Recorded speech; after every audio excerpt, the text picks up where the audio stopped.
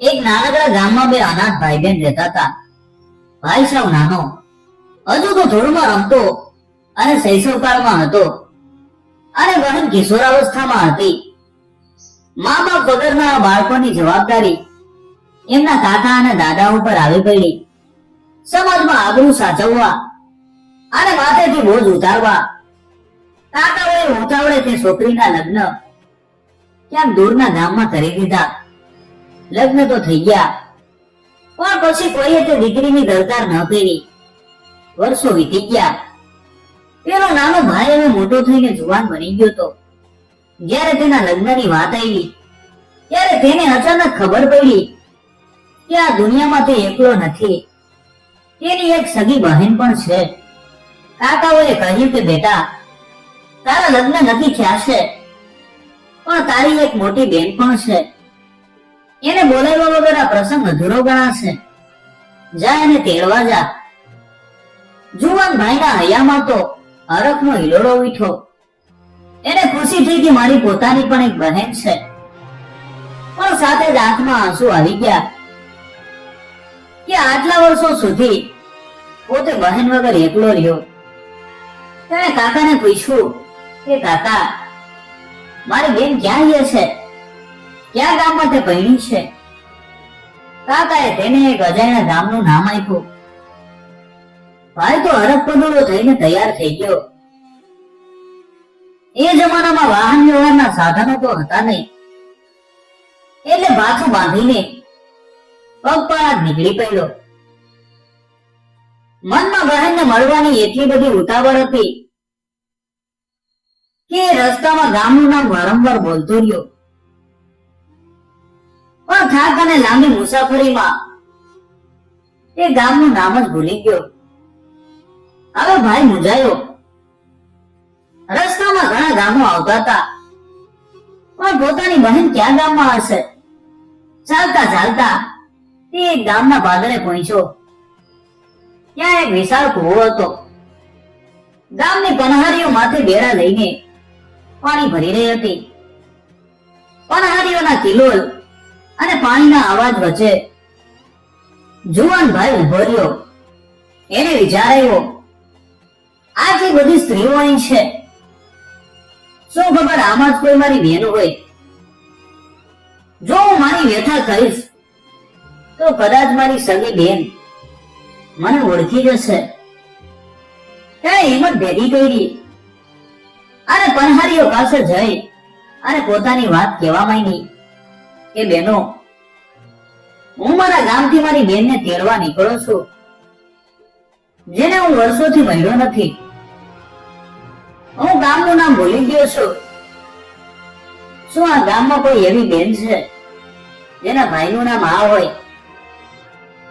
બધી સ્ત્રીઓ તો નવાઈ પામીને જોઈ રહી, અને ટોળામાં એક ખૂબ જ ચતુર અને લાલચુ સ્ત્રી હતી. તેણે જોયું કે આ છોકરો તો હીરે મહિનો હોય એવો યુવાન છે, અને એના ઘરે લગ્ન છે, એટલે જરૂર ખૂબ ધન દોલત હશે. તેણે મનમાં વિચાર્યું, જો હું આની બેન બની જાઉં તો મને કરિયાવરમાં અને દાનમાં ઢગલો એક સોનું રૂપું મળશે. તે લાંચુ સ્ત્રીએ તરત જ નાટક શરૂ કર્યું. તેણે પોતાની આંખમાં કૃત્રિમ આંસુ લાવીને મોટેથી રડવા માંડ્યું. અરે મારા વીરા, તું ક્યાં હતો આટલા વર્ષો? હું રોજ કુવા કાંઠે તારી વાત જોતી હતી કે ક્યારે મારો ભાઈ મને લેવા આવે. ભોળો ભાઈ તો માની ગયો. એને લાગ્યું કે સાચે જ ભગવાને ભેટો કરી આપ્યો. સ્ત્રીએ તેને કહ્યું, ચાલ ભાઈ, મારા ઘરે ચાલ. મારી સાસુ પણ તને જોઈને રાજી રાજી થઈ જશે. આમ એક લાલચુ સ્ત્રીએ ભાઈને પોતાની જાળમાં ફસાયો. પેલી સ્ત્રી તો હરખની હેલીમાં આવી ગઈ હોય એવું નાટક કરવા લાગી. ભાઈને આંગળીએ વળગાડી અને તે પોતાના ઘરે લાવી. ઘરમાં બેસતા તેણે જોરથી સાથ પાડ્યો કે માજી, ઓ માજી, જલ્દી બહાર આવો. જુઓ તો ખરા કોણ આવ્યું છે. મારો સગો ભાઈ મને લેવા આવ્યો છે. ઘરની અંદરથી ડોસી લાકડીના ઢેકે બહાર આવ્યા. ડોશી તો ડઘાઈ ગયા. એમને ખબર હતી કે તેમની વહુને તો કોઈ ભાઈ છે જ નહીં. પણ હવે તો આંખના પલકારે સાસુને ચૂપ રહેવાનો ઈશારો કરી દીધો. વહુ બોલી કે માજી, મારો ભાઈ થાકીને આવ્યો છે, એના માટે ગરમ દૂધની થાળી ઠંડી કરીને લાવો. આજે તો મારા આંગણે ઉત્સવ છે. વહુએ રસોડામાં જઈને જાત જાતની વાનગીઓ રાંધી. કંસાર, લાપસી અને શાક રોટલીની સુગંધથી આખું ઘર મેકી ઉઠ્યું. ભાઈ તો બિચારો ઘોડો. એને એમ કે ખરેખર નસીબ જોડે બેન મળી ગઈ. જમી પરવારીને જ્યારે રાત પડી ત્યારે ભાઈ ઓસરીમાં સૂતો હતો. પણ તેને ઊંઘ ક્યાંથી આવે? મનમાં તો લગ્નનો હરખ અને બહેન મેળાનો આનંદ હતો. મોડી રાત્રે જ્યારે બધું શાંત હતું ત્યારે પેલી સ્ત્રી પોતાની સાસુ પાસે જઈને ધીમા અવાજે બોલી કે માજી, સવારે હું આ છોકરા સાથે એના ગામમાં જવાની છું. એના ઘરે લગ્ન છે. તમે વિચાર તો કરો કેટલું દાન દહેજ મળશે. આ તો સોનાનું હિંડું આપતી મુરગી હાથમાં આવી છે. હું લગ્નમાં જઈશ એટલે એના કાકા અને દાદા મને સોનાના દાગીના અને પટારા ભરીને કપડા આપશે. હું તો આ બધું ધન હડપ કરીને જ પાછી આવીશ. સાસુ બિચારી ભલી હતી. ત્યારે વહુને વાયડી અને દીકરી, આવું પાપ ન કરાય. જેને ભાઈ નથી એને ભગવાને ભાઈ આપ્યો હોય તો એને સાચવવો જોઈએ. પણ આમ કોઈ અજાણ્યા છોકરાને છેતરીને એનું ધન લૂંટવું એ તો લઠારી નારનું કામ છે. તને કોઈ મોટી મુસીબત આવશે. પણ લાલચુ વહુને તો ધનના લોભમાં કશું દેખાતું નહોતું. એ બોલી, અરે જે હોય એ, મારે તો બસ ધન જોઈએ છે. એ લોકોના હિસાબે હું પહેલી વાર મારા પિયર જઈ રહી છું. તમે જોજો હું કેવી રીતે એની પાસેથી માલ કઢાવું છું. પણ એને ક્યાં ખબર હતી કે ઓસરીમાં સૂતેલો ભાઈ જાગતો હતો. તેને આ બધી વાતો સાંભળી લીધી. તેના હૈયામાં જાણે નીચી ગયેલો હોય એવી વેદના થઈ. આ તો મારી સગી બેન નથી, પણ કોઈ ઠગ સ્ત્રી છે. એને સમજાઈ ગયું કે તે એક મોટી મુસીબતમાં ફસાઈ ગયો છે. એને મનોમન નક્કી કર્યું કે ભલે અત્યારે તો હું સુવાનો દોર કરું, પણ સવારે આ ઠગણીને એવો પાઠ ભણાવીશ કે આખી જિંદગી યાદ રાખશે. પરોઢીએ જ્યારે પંખીઓ કલરવ કરવા લાગ્યા ત્યારે સાસુએ બંને માટે મુસાફરીમાં ખાવા માટે ચૂરમું બનાવી દીધું. ઘી નાખેલું ગરમા ગરમ ચૂરમું પોટલીમાં બાંધ્યું. એક ઊંટ ભાડે કરવામાં આવ્યું. ઊંટ ઉપર સવાર થવાનો એક જૂનો નિયમ છે. જો ભાઈ અને બહેન સાથે મુસાફરી કરતા હોય તો બહેન આગળ બેસે અને ભાઈ પાછળ બેસે, અને જો પતિ પત્ની હોય તો પત્ની પાછળ બેસે. પેલી સ્ત્રી તો શાંતિ બહેન બનીને ઊંટ ઉપર આગળ બેસી ગઈ અને ભાઈ પાછળ બેઠો. ઊંટ ગામના ભાદરેથી નીકળ્યું અને સુનસાન રસ્તા ઉપર ચાલવા લાગ્યું. ભાઈના મનમાં પેલી રાતની વાતો ઘૂમતી હતી.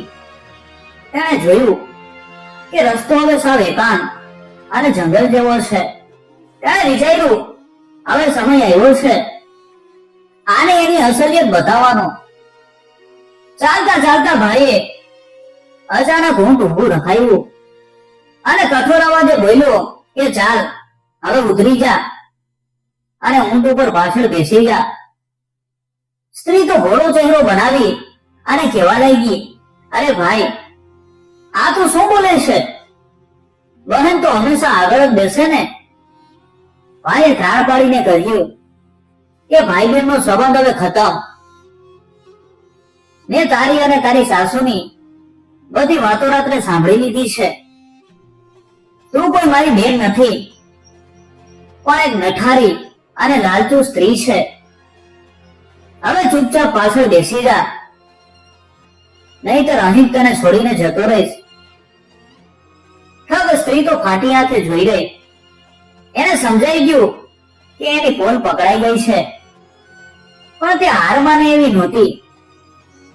તેણે વિચાર્યું, ભલે આ છોકરો હોશિયાર નીકળ્યો, પણ હું પણ કાચી માટીની નથી.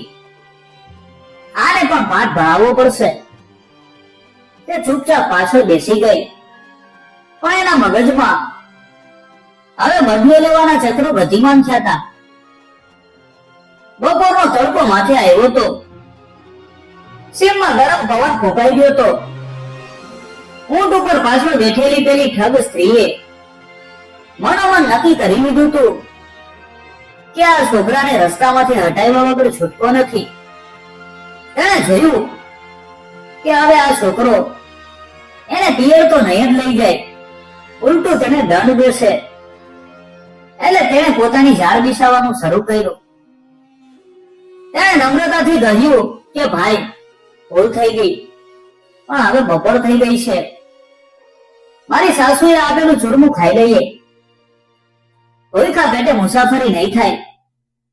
છોકરો સાવધ હતો, પણ એને લાગ્યું કે સ્ત્રી પાસે કશું છે નહીં, તો એ શું કરવાની. તેણે કહ્યું, ભલે, પણ હું નાઈને જ જમું છું. આગળ ક્યાંક કૂવો કે તળાવ આવે ત્યાં ઉભા રહીશું. થોડે દૂર એક કૂવો દેખાયો. છોકરાએ ઊંટ રોક્યું અને નાહવા માટે કૂવા તરફ ગયો. સ્ત્રી તકની રાહ જોતી હતી. એ ચૂરમાની પોટલી લઈને કૂવાની પાછળ ગઈ. ત્યાં એક ભરવાડ ગાગરા મગરા ચરાવતો એને દેખાયો. સ્ત્રીએ તે ભરવાડ પાસે જઈને રણમાં સવાલ કર્યો કે ભાઈ, ઓ ભરવાડ ભાઈ, મારી મદદ કરો. પેલો માણસ જે નાયલીઓ છે એ બહુ હલકટ છે. તેણે મારું અપહરણ કર્યું છે અને મને હેરાન કરે છે. મારે એને પાઠ ભણાવવો છે. તમારી પાસે કોઈ એવી દવા છે જેનાથી એ બેભાન થઈ જાય? ભરવાડ બિચારો ભોળો હતો. એને લાગ્યું કે આ સ્ત્રી સાચે જ મુસીબતમાં છે. તેણે એ ઝાડ તરફ ઇશારો કરીને કહ્યું કે બેન, આ છોડના પાનનો રસ જો કોઈના ખાવામાં નાખો તો માણસ થોડી વારમાં નશામાં આવી જાય અને ઘસઘસાટ ઊંઘી જાય. સ્ત્રીએ તરત જ તે પાનનો રસ કાઢીને ચૂરમામાં મેળવી દીધો. થોડી વાર પછી છોકરો નાઈને આવ્યો. સ્ત્રીએ તેને હસતા મુખે ચૂરમું આપ્યું. છોકરાએ પૂછ્યું, તે ખાધું? સ્ત્રીએ ચપળતાથી જવાબ આપ્યો કે હા, મને બહુ ભૂખ લાગી હતી એટલે મેં તો અડધું ખાઈ લીધું. આ અડધું તારા માટે રાખ્યું છે. છોકરાએ એવું ચૂરમું ખાધું કે થોડી જ વારમાં એનું માથું ભમવા લાગ્યું. તે કુવા પાસે ઢળી પડ્યો અને બેભાન થઈ ગયો. હવે આ નઠારી નારે અસલી રમત રમી. તેણે જોયું કે જો આ છોકરો અહીં પડ્યો રહેશે અને કોઈને ખબર પડશે તો પોતે પકડાઈ જશે. તેણે એક યુક્તિ કરી. તેણે છોકરાના પુરુષના કપડા ઉતારી લીધા અને પોતે પહેરી લીધા અને પોતાના સ્ત્રીના કપડા તે બેભાન છોકરાને પહેરાવી દીધા. પછી તેણે છોકરાને એક મોટા કોથળામાં ભરી દીધો અને તેને ઊંટ ઉપર લાદી દીધો. હવે તે સ્ત્રી પોતે ઊંટ સવાર બનીને મુસાફરી કરવા લાગી. રાત ગાઢ થઈ રહી હતી. સ્ત્રી ઊંટ ઉપર કોથળો લઈને જતી હતી. ત્યાં સામેથી 4 હટાકટા માણસો મળ્યા. આ 4 ચોર હતા જે બાજુના ગામમાં ચોરી કરીને ભાગતા હતા. અંધારામાં એકબીજાને જોઈને બંને પક્ષો ડરી ગયા. સ્ત્રીને થયું કે ક્યાંક આ ચોરો મને પકડી ન લે, અને ચોરોને થયું કે આ ઊંટ સવાર કોઈ મોટો ધાડપાડું લાગે છે જે રાતના સમયે આટલો મોટો કોથળો લઈને નીકળ્યો છે. ચોરોના મુખીએ બૂમ પાડી, એલા ઉભો રે, કોણ છે તું? અને આ કોથળામાં શું છે? સ્ત્રીએ અવાજ બદલાવીને જવાબ આપ્યો કે ભાઈ, હું તો એક વેપારી છું. આ કોથળામાં એવી કિંમતી વસ્તુ છે જે ક્યારેય ખતમ નહીં થાય. આખી જિંદગી તમને કામ લાગશે. ચોરો તો લાલચુ હતા. એમને લાગ્યું કે કદાચ કોઈ જાદુ વસ્તુ હશે અથવા તો અખૂટ ધન હશે. તેમણે પૂછ્યું, આ વસ્તુ અમને આપીશ? કેટલામાં વેચીશ? સ્ત્રીએ તક જોઈને કહ્યું, મારે ઉતાવળ છે, એટલે જો તમે મને 400 રૂપિયા આપો તો આ કોથળો તમારો. ચોરોએ તે દિવસે જે ચોરી કરી હતી એમાંથી 400 રૂપિયા ગણીને તે સ્ત્રીને આપી દીધા. સ્ત્રી તો રૂપિયા અને ઊંટ લઈને રફુચક્કર થઈ ગઈ. ચોરો રાજી થઈ ગયા કે આજે તો મોટો જેકપોટ લાગ્યો છે. તેમણે ભારેખમ કોથળો ઊંચકો, પણ જેમ જેમ તે આગળ વધતા ગયા તેમ તેમ કોથળો હલવા લાગ્યો. અંદર પેલા છોકરાનો નશો ઉતરવા આવ્યો હતો. તેણે કોથળામાં આળસ મરડી અને મોઢામાંથી અવાજ કર્યો કે ચોરો તો કપડી ગયા. જે ચોરના માથે કોથળો હતો એણે ભૂત ભૂતની બૂમો પાડીને કોથળો નીચે બસાડ્યો. કોથળો નીચે પડતા જ અંદરથી અવાજ આવ્યો, ઓ બાપરે, મારી નાખ્યો. આટલા જોરથી કેમ બસાડ્યો? ચોરોએ હિંમત કરીને કોથળો ખોલ્યો તો અંદરથી સ્ત્રીના કપડામાં એક યુવાન છોકરો નીકળ્યો. ચોરો ડઘાઈ ગયા. છોકરાએ બધી હકીકત જણાવી કે ભાઈઓ, હું કોઈ ભૂત નથી. જેને તમને આ કોથળો વેચ્યો એ એક નઠારી નાર છે. તેણે મને નશો આપીને મારા કપડા પહેરી લીધા અને મને તમને વેચી દીધો. ચોરોને સમજાયું કે એક સ્ત્રી એમને 400 રૂપિયામાં છેતરી ગઈ છે. તેમના નાક કપાઈ ગયા હોય તેવું તેમને લાગ્યું. તેમણે નક્કી કર્યું કે ગમે તે થાય આ સ્ત્રીને પકડવી જ પડશે. ચારે ચોર અને પેલો છોકરો હવે એક થઈ ગયા હતા. પાંચેયના મનમાં એક જ આશય હતો કે પેલી સ્ત્રી પાસેથી પોતાનું ધન અને બદલો લેવો. છોકરાએ તેમને સ્ત્રીના ઘરનો રસ્તો બતાવ્યો. બીજી તરફ ઠગ સ્ત્રી પોતાના ઘરે પહોંચી ગઈ હતી. તેણે સાસુને 400 રૂપિયા અને ઊંટ બતાવતા ગર્વથી કહ્યું, જુઓ માજી, મેં તો એ છોકરાને જ વેચી દીધો. હવે આપણે માલામાલ થઈ ગયા. પણ સાસુના જીવને ફાળ પડી. તેમણે ચેતવણી આપી કે દીકરી, તે 5 પુરુષોને દુશ્મન બનાવ્યા છે. એ લોકો તને છોડશે નહીં. તું સાવધ રહેજે. સ્ત્રી ચતુર હતી. તેણે તરત જ તૈયારી શરૂ કરી. તેણે પોતાની શરીરને પથ્થર ઉપર ઘસીને ધારદાર બનાવી લીધી. રાત પડી એટલે તે ઘરની એક બારી પાસે છુપાઈને બેસી ગઈ. બરાબર મધ્યરાત્રિએ પેલા 4 જણા ઘર પાસે પહોંચ્યા. ચોરોએ નક્કી કર્યું કે વારા ફરતી બારી વાટે અંદર જઈને સ્ત્રીને પકડવી. પેલા ચોરે બારીમાં માથું નાખ્યું અને ધીમેથી બોલ્યો, સૂઈ ગઈ કે જાગે છે? હું આવી જાઉં. અંધારામાં છુપાયેલી સ્ત્રીએ ક્ષણનો પણ વિલંબ કર્યા વગર ધારદાર છરી ફેરવી અને ચોરનું નાક કાપી નાખ્યું. ચોર તો દર્દથી તડફડી ઉઠ્યો, પણ શરમનો મહિલો કઈ બોલ્યો નહીં. તેને થયું કે જો હું કહીશ તો બીજા મારી મજાક ઉડાવશે. તે ચૂપચાપ સાઈડમાં ઉભો રહી ગયો.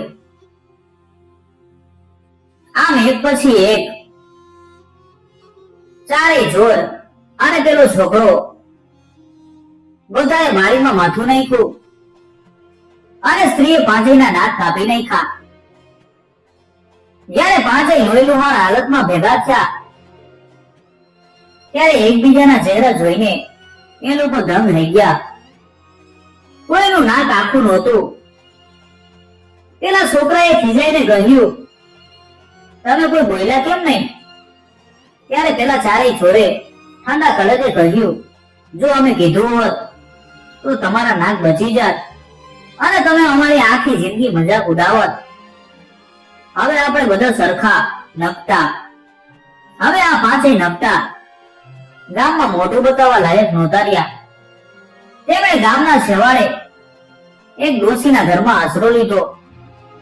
ડોશીનું તો દેખાતું નહોતું, એટલે તેને ખબર ન પડી કે આ પાંચેયના નાક કપાયેલા છે. આ પાંચેય જણા દિવસભર ચોરી કરતા અને જે માલ મળે એમાંથી ડોશીની સેવા કરતા અને પોતાનું ગુજરાન ચલાવતા. પરંતુ પેલી સ્ત્રી શાંત બેસે એવી નહોતી. એને સમાચાર મળ્યા કે ગામમાં પાંચ નપટા વૈસા છે. એ સમજી ગઈ કે આ એ જ લોકો છે. તેણે સાસુને કહ્યું, માજી, હું આ નપટાઓને ફરી માત આપીને આવીશ. સાસુએ વાયડી પણ એ માયની નહીં. સ્ત્રીએ વેશ બદલો અને આગળ ડોશીના ઘરે પહોંચી. જઈને મીઠા અવાજે બોલી કે માં રામ રામ. ઓળખી મને? હું તો પેલા પાંચેય છોકરાઓની સગી ફોઈ છું. આગળ ડોશી તો બિચારી હોળી હતી, એ તો રાજી રાજી થઈ ગઈ. સ્ત્રીએ નાટક ચાલુ રાખ્યું કે માં, મારે તો બહુ કામ છે એટલે રોકાઈ શકીશ નહીં, પણ મારા ભત્રીજાઓએ ક્યાંક ધન છુપાયું હશે એ મને બતાવો તો હું એમાં થોડો ઉમેરો કરી દઉં. ડોશીએ વિશ્વાસમાં આવીને પાંચેય ચોરોના ખજાનાની ચાવીઓ તે સ્ત્રીને સોંપી દીધી. સ્ત્રીએ તક જોઈને પાંચેયનો બધો ચોરીનો માલ એક મોટી ગાંસડીમાં બાંધ્યો, બીજો એક ઊંટ લીધો અને ત્યાંથી પલાયન થઈ ગઈ.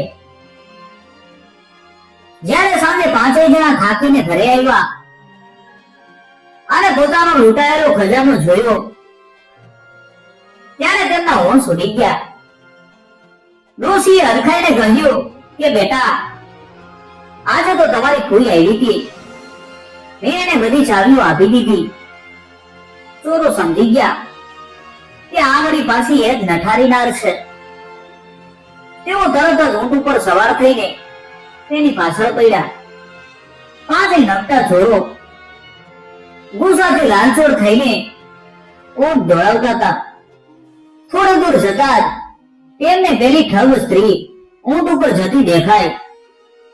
સ્ત્રીએ પાછળ જોયું તો પેલા પાંચેય જણાને એને આવતા જોયા. એને વિચાર્યું, જો આ વખતે પકડાઈ ગઈ તો આ લોકો મને જીવતી નહીં છોડે. તેણે આજુબાજુ નજર દોડાવી. ત્યાં રસ્તાની વચ્ચે એક ઘટાદાર ઝાડ હતું. ચતુર સ્ત્રીએ તરત જ ઊંટ ઉભું રાખ્યું, માલની ગાંઠડી ખભે નાખી અને વાંદરાની જેમ ઝાપટ મારીને ઝાડની ટોચ ઉપર ચડી ગઈ. તેનો ઊંટ નીચે ચરવા લાગ્યો. પાંચેય જણા ત્યાં પહોંચ્યા. ઊંટ તો ત્યાં જ હતો, પણ સ્ત્રી ગાયબ હતી. અંધારું થવા આવ્યું હતું. તેમણે વિચાર્યું કે સ્ત્રી આટલામાં ક્યાંક છુપાઈ હશે. રાત પડી ગઈ એટલે તેમણે નક્કી કર્યું કે ઝાડ નીચે જ પડાવ નાખવો. ચોરોની યોજના બનાવી, જો આપણે બધા સુઈ જઈશું તો એ ભાગી જશે, એટલે આપણે વારા ફરતી રાખશું. 4 જણા સુઈ ગયા અને પાંચમો જાગવા લાગ્યો. ઉપર બેઠેલી સ્ત્રી આ બધું જોતી હતી. જ્યારે પેલા ભાઈનો જાગવાનો વારો આવ્યો ત્યારે સ્ત્રીએ ઉપરથી ધીમેથી મધુર અવાજમાં લલચાવવાનું શરૂ કર્યું. તેણે હળવેથી કહ્યું, ઓ વાલા, નીચે એકલા શું બેઠા છો? મને પસ્તાવો થાય છે, ઉપર આવો, આપણે ફરીથી સંધિ કરી લઈએ. પેલો છોકરો ફરીથી તેની લલચાવણી વાતોમાં આવી ગયો. એને થયું કે કદાચ હવે આ સ્ત્રી મારા વશમાં આવી જશે. તે સાનો માનો ઝાડ ઉપર ચડવા લાગ્યો. ઝાડની એક ઊંચી ડાળી ઉપર પહોંચતા જ સ્ત્રીએ કહ્યું કે આવો, પેલા તમારી જીભ બહાર કાઢો. જેવી પેલા મૂર્ખ યુવાને જીભ બહાર કાઢી કે તરત જ સ્ત્રીએ પોતાની પાસે રહેલી ધારદાર છરીથી એની જીભ કાપી નાખી. પીડાના મહિલા યુવાનના મોઢામાંથી લોહીની ધાર છૂટી અને તે અવાજ પણ ન કરી શક્યો. તે સીધો ઝાડ ઉપરથી નીચે સૂતેલા ચોરો ઉપર જઈ પડ્યો. લોહીના છાંટા ઉડ્યા અને ધડામ દઈને પડવાનો અવાજ આવ્યો. એટલે ચોરો જાગી ગયા. અંધારામાં એમને કશું દેખાયું નહીં, પણ ઉપરથી લોહી પડતું જોઈને તેઓ ડરી ગયા.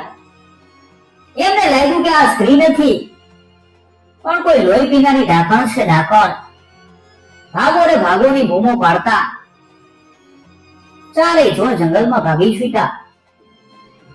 પેલો છોકરો તો જીભ કપાઈ ગઈ હોવાથી બોલી પણ નહોતો શકતો કે હું છું. આમ 5 જણા વેરવિખેર થઈ ગયા. સવારના પહેલા કિરણ સાથે ઠગ સ્ત્રી ઝાડ ઉપરથી નીચે ઉતરી. તેણે જોયું કે મેદાન સાફ છે. તેણે પેલા 5 ના ખજાનાની ગાંસડી ઉઠાવી, પોતાનો ઊંટ લીધો અને શાંતિ પોતાના ઘરે રવાના થઈ ગઈ. હવે એની સામે આંગળી ચીંધનાર કોઈ બચ્યું નહોતું. જે ભાઈ બેનને તેડવા આવ્યો હતો તે પોતાના જ અવિવેક અને સ્ત્રીની લાલચમાં પડીને નાક અને જીભ બંને ગુમાવી બેઠો. સ્ત્રીએ ઘરે પહોંચીને સાસુને બધો માલ બતાવ્યો. તેણે એટલું ધન ભેગું કરી લીધું હતું કે હવે એને ક્યારેય ચોરી કે ઠગાઈ કરવાની જરૂર નહોતી. આ વાર્તા આપણને 3 વાતો શીખવે છે કે લાલચ બુરી બલા છે. પેલા છોકરાએ અજાણી સ્ત્રીને બેન માની લીધી, કારણ કે તેને એકલતા દૂર કરવી હતી, અને સ્ત્રીએ ધનની લાલચમાં પાપ કર્યું. લાલચ હંમેશા વિનાશ નોતરે છે. બીજી વાત છે મૂર્ખતા અને અંધવિશ્વાસ. અજાણ્યા ઉપર આંધળો વિશ્વાસ મૂકવો એ જોખમી છે. પેલા ચોરો અને છોકરો વારંવાર સ્ત્રીની વાતોમાં આવીને છેતરાયા, જે એમની મૂર્ખતા દર્શાવે છે. અને છેલ્લે બુદ્ધિનું બળ.